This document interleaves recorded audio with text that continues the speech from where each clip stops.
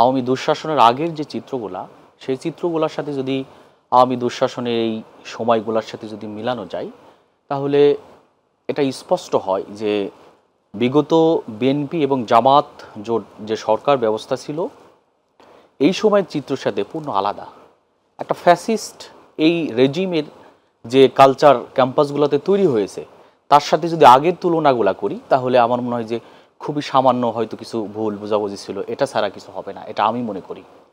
এখন বিগত সময়গুলোতে যেটা দেখেছি যে একটা স্টুডেন্ট, সে তার যে স্টুডেন্ট হিসেবে ইউনিভার্সিটির যে তার রাইটসটা, এটা সম্পূর্ণ বঞ্চিত ছিল। আমরা যদি এই সময়ের কথা বলি, যেহেতু সময় খুবই কম, এই সময়ের কথা বলি, 24-এর আন্দোলনের পরে ছাত্র জনতার যে বিপ্লব এবং বিপ্লবের যে প্রতিবাদী ভাষা, এটা যদি সকল ছাত্র সংগঠনগুলো ধারণ করে বা বুঝে, তাহলে আমার মনে হয় যে বিগত সময় যদি কোনো ভুল থাকে, আওয়ামী দুঃশাসনের চিত্র থেকে যদি ছাত্র সংগঠন সকলে যদি শিক্ষা নিতে পারে, তাহলে ওই ধরনের কালচার গড়ে উঠবে না।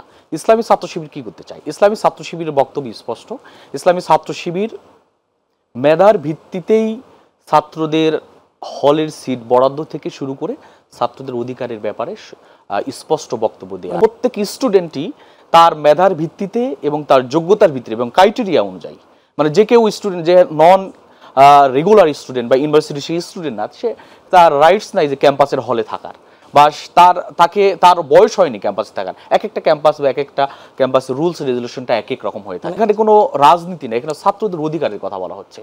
এখানে ছাত্রদের অধিকার নিশ্চিত হচ্ছে কিনা, এটা কোনো একটা দল বা একটা গোষ্ঠী বা একটা রাজনীতি করলেই তাকে সিট দিতে হবে আর দিতে হবে না, এইটার কালচার ইসলামী ছাত্র শিবির কোনো সময় বিশ্বাসী না। একটা কথা বলছেন যে আধিপত্য বা হলো এই ধরনের, ইসলামী ছাত্র শিবির এই ধরনের শব্দের সাথে বা এই ধরনের কথাকে ইসলামী ছাত্র শিবির বিশ্বাসী না।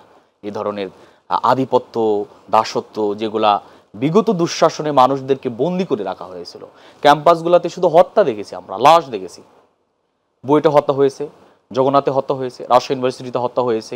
রাজশাহী আমাদের ইসলামী ছাত্র শিবিরের একজন কেন্দ্রীয় সভাপতিকে বুয়েটে নির্মমভাবে আঘাতে তাকে এখন পর্যন্ত অস্বাভাবিক করে রাখা হয়েছে, তার চলাফেরার জন্য অনেক কষ্ট। কাজে এই পরিস্থিতি আমরা দেখে আসছি।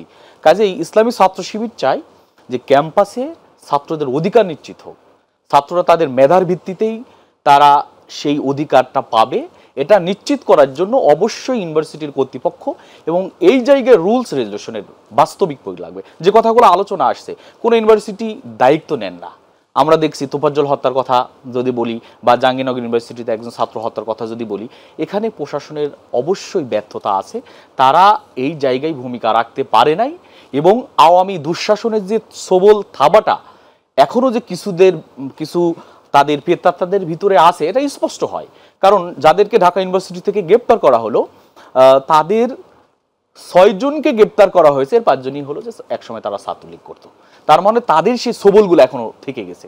কাজে ইসলামী ছাত্র শিবিরের বক্তব্য স্পষ্ট, অধিকার নিশ্চিত করার মধ্য দিয়ে ছাত্রদেরকে তারা তাদের অধিকার ফিরে পাবে এবং তারা তাদের এই যে রাইটসকে পাওয়ার জন্য ইসলামী ছাত্র শিবির রাজপথে সংগ্রাম, ছাত্রদের সাথে থেকে অধিকার আদায়েও ভূমিকা রাখবে।